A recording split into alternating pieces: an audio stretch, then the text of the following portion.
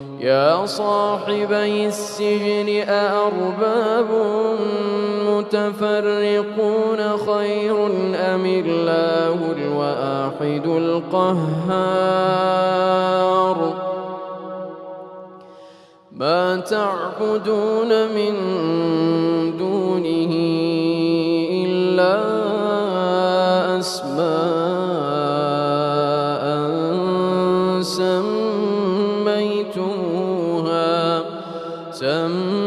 سميتموها أنتم وآباؤكم ما أنزل الله بها من سلطان إن الحكم إلا لله أمر ألا تعبدوا إلا إياه